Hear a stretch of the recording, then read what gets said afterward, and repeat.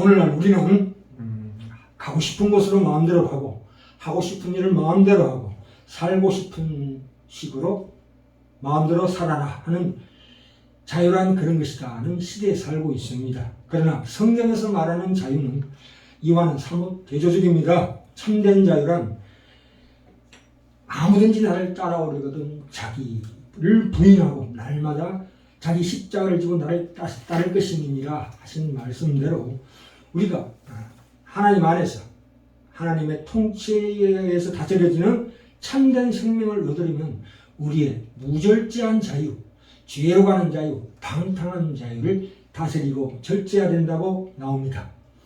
이 코로나가 우리에게 하는 가장 좋은 중요한 일 하나가 바로 이 무절제한 자유에 제동을 거는 것이라고 생각합니다.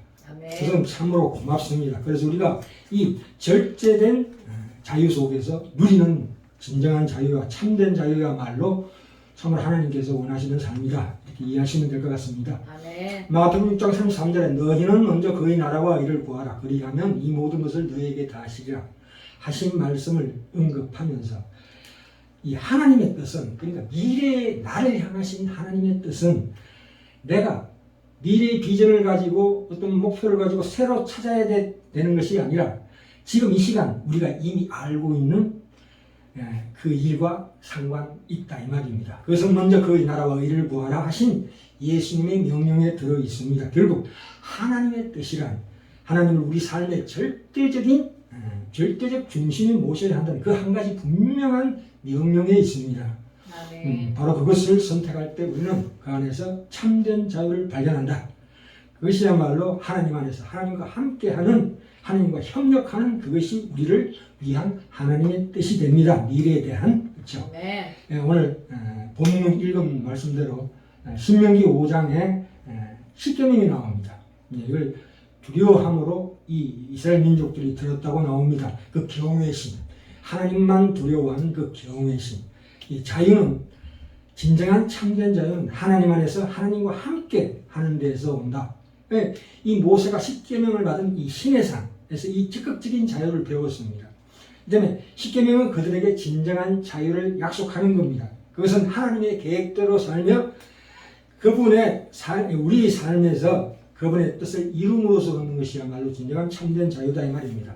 인간의 인간된 것의 가장 소중한 우리 이 삶과 몸을 다스리는 최소한도의 규칙과 그 제한이 10계명입니다. 그래야만 우리가 10계명 안에 들어가야지만이 우리가 진정으로 인간다운 삶을 살 수 있다 이 말입니다. 그것은 외부적으로 깨끗해지는 게 아니다. 예수님께서 그러셨죠. 바리새인들이 손을 씻자. 손을 씻는 것보다 더 중요한 것은 마음을 씻는 것이다. 이렇게 말씀하셨죠. 그 율법주의와 이 계명하고는 전혀 차원이 다른 문제예요. 그 율법주의가 아닙니다. 내면의 변화, 그것을 원하시고 계시는 거죠. 이 10계명이라는 것은. 그래서 하나님 우리에게 원하시는 모습의 완전한 표상이 우리 주 예수 그리스도시다. 성경은 우리를 그 표상으로 이끄는 방향 지시등과 똑같다. 배 키와 똑같다 이 말입니다. 그러한 기질을 우리에게 주셨다.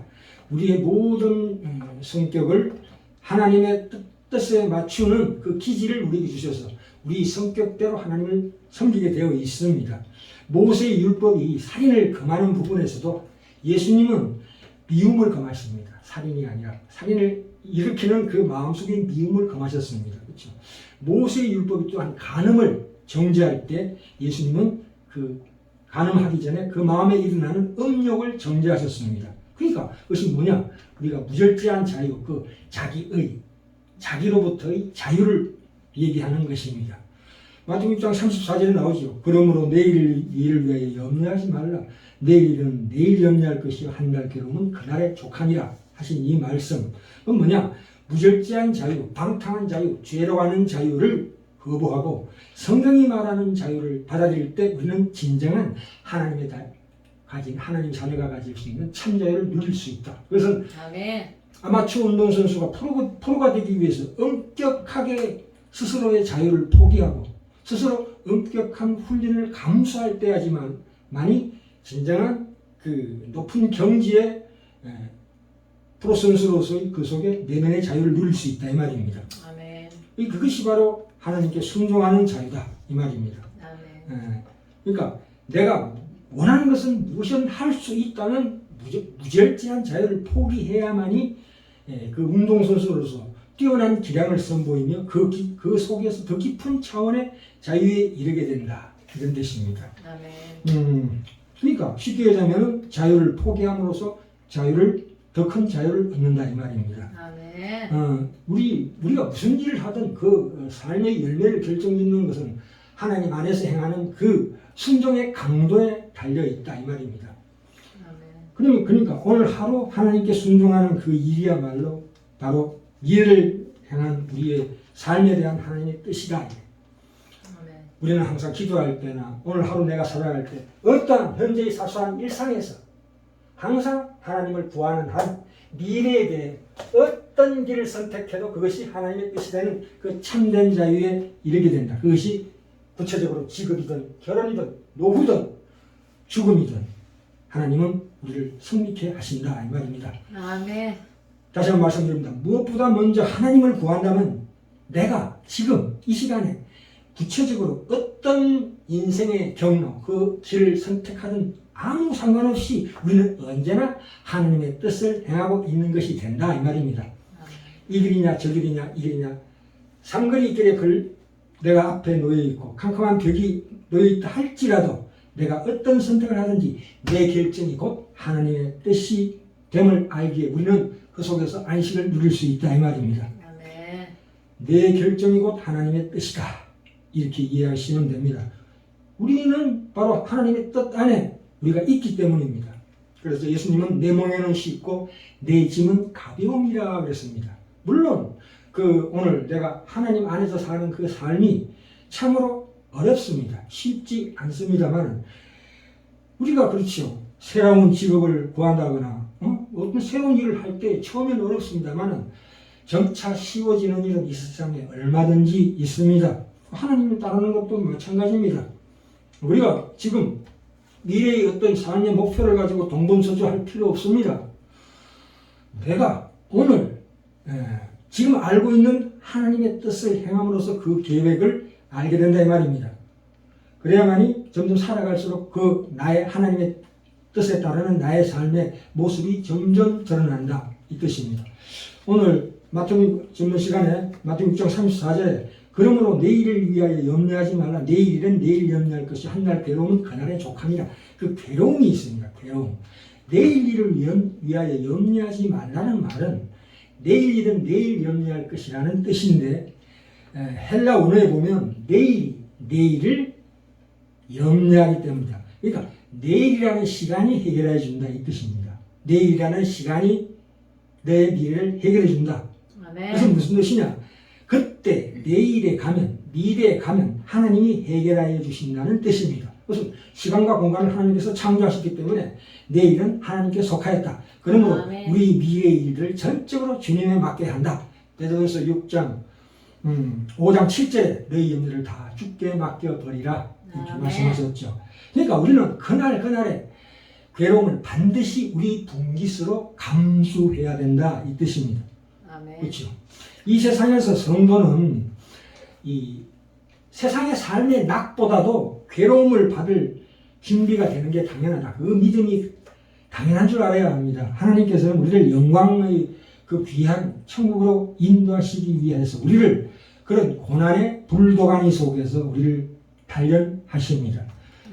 주님은 우리의 이 하루하루 어떤 다가오는 사소한 그 괴로운 일들을 만족히 여기라는 뜻으로 디모데전서 6장 6절에 지족하는 마음이 있으면 경건에 큰 이익이 되느니라 이렇게 말씀하시고 계십니다. 그러니까 이 세상이 참으로 괴로운 세상이라는 것을 모르는 사람은 뇌가 없는 것과 똑같아요. 뇌가 없다. 생각할 줄 모른다. 세상은 괴로운 것이다. 괴롭지 않다고 하는 것은 무슨 마약 주사를 맞은 것하고 똑같아요. 이 세상은 본질적으로 괴로운 세상인 것입니다. 그 괴로움 때문에 우리가 천국을 담대하게 결단할 수 있는 믿음이 나오는 거예요. 누구든지 살아오면서 세상의 괴로운 맛을 충분히 보면서 산다면 그는 실상 세상이 무엇인가를 뚜렷하게 알 수가 있습니다. 거기에서 믿음의 결단이 생긴다 이 말입니다. 아멘. 천국에 합당한 사람의 인격의 훈련, 신자는 모든 그 괴로움 가운데서 연단받음으로써 천국에 살 수 있는 합당한 인격으로 이루어지기 때문에 만족을 느낍니다. 그렇죠? 참나무를 숯으로 만들 때 그 타는 불의 그 소리가 얼마나 아름답습니까? 탁탁 하는. 그래서 한날 괴로움은 그날의 족한 줄 아는 것은 그날 하나님만 의지하는 삶이 되는 것입니다. 아멘. 그래서 로마서 5장 1절부터 4절 사이에 나오죠. 그러므로 우리가 믿음으로 의롭다 하심을 얻었은즉 하나님의 영광을 바라고 즐거워하느니라. 아멘. 다만 이뿐 아니라 우리가 환난을 즐거워하느니 환난을 즐거워하는데요. 환난의 인내를 인내는 연단의 소망을 이루는 줄 알미로다. 그래서 고린도서 1장 7절에 나오지요. 우리 그 소망이 견고함은 고난에 참여한 자가 되었습니다. 아멘. 예. 야고보서 1장 2절부터 4절에도 나오지요. 너희가 여러 가지 시험을 만나거든 온전히 기쁘게 여기라. 너희 믿음의 시련이 인내를 만들어낸 줄 알미라. 그 인내가 온전하고 구비하여 조금도 부족함이 없게 하려 하심이라. 베드로전서 1장 6절 7절 믿음의 시련이 불로 연단하여도 없어질 금보다도 더 귀하여 예수 그리스도에 나타나실 때에 너희로 하여금 칭찬과 영광과 존귀를 얻게 하려 함이라. 이렇게 말씀하셨습니다. 그렇죠? 자, 오늘 본문 말씀 들어갑니다. 신명기 5장입니다. 6절부터 22절. 자, 거기 보시면 이 십계명에 대한 이 이스라엘 민족들이 두려워하는 모습이 나옵니다. 자, 이 시내산이라는 것은 히브리어로 아카시아 종류의 가시나무, 뜰기나무가 많은 곳이라는 뜻입니다. 호렙산이죠. 이 험한 산악지대입니다. 북부에는 낮에는 황량하고 뜨거운 광야입니다. 밤에는 또 기온이 급강하는 사람이 살 수 없는 곳입니다. 그런데 출애굽기 3장에 보시면 모세가 하나님의 음성으로 소명받은 곳이 바로 이 호렙산입니다. 처음에 모세를 하나님이 부르실 때에 모세가 대답합니다. 하나님, 무엇이 하나님이 나를 보내시는 증거입니까? 물었을 때 나오죠. 3장 가볼까요? 네. 그랬을 때 3장 12절에 하나님이 가라사대 내가 정녕 너와 함께 있으리라. 네가 백성을 애굽에서 인도하여 낸 후에 너희가 이 산에서 하나님을 섬기리니. 이 산이 어디입니까? 신의 산입니다. 호렙산입니다. 이것이 내가 너를 보낸 증거니라. 그 증거가 뭐라고요? 이 신의 산 밑에서 애굽에서 탈출해서 광야를 거쳐서 이 신의 산에 왔을 때야 비로소 하나님께서 이 십계명을 주셨습니다. 이것은 굉장히 의미심장한 말씀입니다. 아멘. 예. 그래서 신명기 전체에서 또는 출애굽기 20장에서 십계명을 주신 다음에 너희는 약속의 땅에 들어가거든 내 명령을 지키라 이렇게 말씀하고 있습니다. 십계명은 구원의 조건이 절대 아닙니다. 애굽에서 꺼냈기 때문에 율법을 주신 것입니다. 가나안 땅을 줬으니까 지켜라는 것입니다. 우리를 구원하고 난 다음에 비로소 하나님께서 시내산에서 드디어 구원받은 백성인 이스라엘 백성들 앞에서 십계명을 주셨다는 데 굉장히 큰 깊은 뜻이 있습니다. 애굽에서 해방시켰으니까 지켜라. 내가 적과 꿀이 흐르는 땅을 주었으니까 나를 따르라. 이 말씀이십니다. 나의 통치에 순응하라. 내 통치를 받아라. 그래야 너희가 하나님의 자녀가 된다 이런 뜻입니다. 내가 너희를 구원했으니까 믿음을 지키라고. 그건 신약에서 이것이 바로 믿음으로 더 확장되고 완성되는 것입니다. 십계명이야말로. 이것이 바로 믿음의 기본적인 바탕에까지 깔려있는 본질이다 이겁니다. 그래서 우리가 하나님의 백성이 되었으니 마음대로 살아도 좋다. 해방되었다. 내가 어떻게 살아도 구원받는다. 천국 간다. 그것은 안 될 말이다. 하나님 우리에게 구원을 허락하시고 구약식으로 얘기하자면 가나안 땅을 주셨습니다. 그 약속의 땅을 허락하셔서 그 땅에 살게 하셨기 때문에 율법을 지키고 믿음을 지키라는 것이다 이 말입니다. 하나님 안에 거하라 이 뜻입니다. 저들이 가나안 땅을 거부하고 40년 광야 생활을 하다가 죽은 사건들이 수도 없이 많이 나옵니다. 성경에는. 그래서 시편 106편 13절에서 15절 사이에 무슨 말씀이 나오면 저희가 미국의 광야에서 그 행사를 잊어버리며 그 가르침을 기다리지 아니하고 광야에서 욕심을 크게 바라여 사막에서 하나님을 시험하였도다. 여호와께서 저희 요구한 것을 주셨을지라도 그 영혼을 파리하게 하셨도다. 이것이 어디로 갑니까? 민수기 11장 33절에 그들에게 매출하기를 허락하셔서 고기가 아직 이 쌀에 있어서 이쑤시기도 하기 전에 씹히기도 전에 여호와께서 백성에게 대하여 진노하사 힘이 큰 재앙으로 치셨으므로 그곳을 그 지명을 탐욕의 무덤이라고 칭하신 사건이 있습니다. 하나님께서 허락하신 곳은 그분이 통치하는 곳이기 때문에 하나님 말씀을 듣지 않는 자는 들어갈 수 없다고 했었습니다. 우리가 구원받는 것은 누구나 구원받을 수 있지만 진정으로 예수 안에서 사는 삶, 승리하는 삶을 살기 위해서는 하나님의 통치에 순응해야 된다 이 말입니다. 아멘. 그 가나안 땅, 예수 그리스도 안에 들어가 있는 삶이야말로 하나님의 말씀을 듣지 않는 자는 결코 들어갈 수가 없다. 거기는 하나님의 나라는 하나님의 통치권이 시행되는 자입니다. 그 통치에 순응하는 자만이 들어갈 수 있다 이 말입니다. 그런데 이것이 구원 조건은 아닙니다. 그 나라의 성격과 본질이 그렇다 이 말입니다. 다시 한번 말씀드립니다. 구원받는 것은, 애국을 탈출하는 것은 하나님의 선택이지만 가난에 들어가는 것은 우리의 결단과 선택에 달려있다. 마찬가지로 성경이 신명기 5장에서 십계명을 대표적으로 내세워서 우리에게 가르치려 하는 것이 바로 그것입니다. 우리가 예수 믿어서 받는 복이라는 것은 내가 기고만장하는 것 또는 내 모든 소원이 이루어지는 것을 복이라고 그러지가 않습니다. 예수님의 하나님의 통치 안에 들어가는 것이야말로 하나님 안에서 진리 안에서의 참자유를 가르치고 있는 것입니다. 이것은 성경의 아주 일관된 사상입니다. 그 창세기 보시면 아담과 하와에게 선악과를 먹지 말라는 금령을 주셨습니다. 딱 한 가지. 인간을 희한하게도 인간을 만드신 다음 날이 안식일이었습니다. 인간은 안식이라는 게 뭡니까? 일할 필요 없다 이거예요. 인간은 자기가 먹고 사는 문제, 인생에 대한 모든 문제에 대해서 다른 일을 할 것이 없었습니다. 경작할 때 즐거움을 하는 것밖에 없어요. 단지 하나님이 창조하신 모든 생물들에 대하여 이름을 짓는 특권과 그 다스리는 권세를 우리는 부여받았습니다. 그럼에도 불구하고 선악과를 먹으면 안 된다는 이 한 가지, 단 한 가지 금령을 주셨습니다. 그것은 무슨 얘기냐? 하나님께 복종해야 하며 그것이 자기에게 복이 되는 것이다. 최종 권위자이신 하나님의 통치에 순응하는 것이 야말로 그것이 복이다. 그러니까 에덴 동산에서 인간의 존재, 그가 누리는 복을 계속 유지하기 위해서는 이 선악과를 먹지 말라는 금령을 반드시 지켜야 하는 그것이 유일한 하나의 조건이다. 그러나 그것이 아담에게 큰 짐이 아니었습니다. 그래서 이제부터 이 모든 자유가 너희 멋대로 살고 너희 하고 싶은 대로 하라고 주어진 자유가 아니라 하나님의 백성으로 살도록 허락된 자유다. 그것이 권세다. 그것이 하나님의 권능이다. 그러니까 적과 꿀에는 가나안 땅에 살 수 있는 조건이 그거다 이거예요. 하나님의 백성으로 사는 순종과 마음으로 복종하는 것.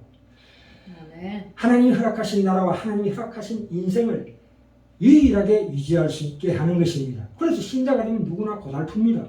고달프다는 게 뭡니까?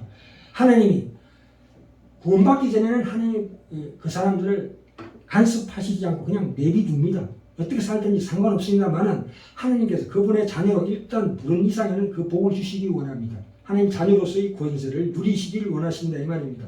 우리를 위하여 하나님의 백성으로 사는 법, 하나님께 순종하고 살아야 하는 이 일을 결코 하나님께서 방치하지 않으신다. 간섭하신다. 이 제대로 된 신앙은 내가 하나님께 아첨을 떨어서 보상을 받느냐 또는 잘못해서 벌을 받느냐가 문제가 아니라 하나님의 자녀 노릇을 하는 것입니다. 하나님의 자녀로서 산다는 그 자체가 바로 우리 권리며 특권이며 책임이다. 이렇게 이해하시면 됩니다. 그 이상의 보상은 따로 없다. 하나님의 자녀라는 그 자체가 바로 그 담대하게 하나님 앞에 아버지라고 부르짖으며 기도할 수 있는 그 특권이야말로 우리에게 주신 진정한 복이다. 그랬을 때 우리의 모든 미래의 일은 다 하나님께서 책임지고 이루어 주신다 이 말입니다. 우리가 자꾸 신앙을 형통한 걸로 자꾸 착각하면 이것은 기복신앙이고 샤머니즘입니다. 그것은 신앙이라고 할 수 없습니다. 우리 인생은 공고한 겁니다. 자, 마지막으로 신명기 8장으로 가볼까요? 왜 우리 인생이 공고한 인생인가? 하루하루 사는 것이 괴로운 인생인가? 이게 나와 있습니다. 신명기 8장 15절에 너를 인도하여 그 광대하고 위험한 광야 곧 불뱀과 정갈 있고 물이 없는 간조한 땅을 지나게 하셨으며 또 너를 위하여 물로 후전 반석에서 내셨으며 내 열조도 알지 못하던 만나를 광야에서 내게 먹이셨나니 이는 다 너를 낮추시며 너를 시험하사 마침내 내게 복을 주려 하심이었느니라. 우리가 하나님을 믿고 사는 삶이 기적으로 연속된 삶이 되려면 바로 이 말씀을 굳건하게 바라봐야 합니다. 근데 여기 희한한 게 여기는 광야입니다. 위험한 광야라고. 사람이 살 수 없는 광야예요. 불뱀과 정갈이 있고 물이 없는 건조한 땅입니다. 그랬을 때 나타나는 기적은 우리가 기대하는 기적과 전혀 다릅니다. 우리가 기대하는 기적은 더 이상 괴롭지 않고 고민할 필요가 없는 기적을 바라지만 여기서 얘기하는 기적은 내가 공고한 그것을 계속하게 해주는 최소한의 기적입니다. 말하자면 죽지 않을 만큼 해주는 간섭이다 이 말입니다. 만나를 먹은 것도 기적입니다. 그러나 이 만나는 창고에 쌓아두지 못하게 되어 있습니다. 하루치밖에 안 옵니다. 내일 먹을 것을 오늘 내가 확보하고 있지 않다 이 말입니다. 우리의 안식은 어디에서 옵니까? 우리가 평생 살 것을 확보해놓고 저장해 놓았을 때야만이 우리는 안심이 되지만 그러나 광야의 인생은 그렇지 못한 인생이다 이 말입니다. 하루하루 하나님의 인도하심으로 연명하게 되어 있고 오늘은 살았지만 내일은 어떨 것인가를 매일 걱정해야 하는 삶을 우리에게 허락하셨다. 아멘. 이 공고함과 어려움 속에서도 오직 하나님을 인하여 만족해하는 삶, 그 고통과 고민과 갈등을 감수하는 것으로서 우리는 당연히 하나님의 자녀로서 우리가 행세할 수 있다 이 말입니다. 오직 내 소원을 이루기 위해서 하나님의 능력만을 동원하는 것은 우상을 섬기는 것입니다. 그것은 거짓된 신앙입니다. 그렇게 사는 삶은 3, 4대까지 그 영향이 미칩니다.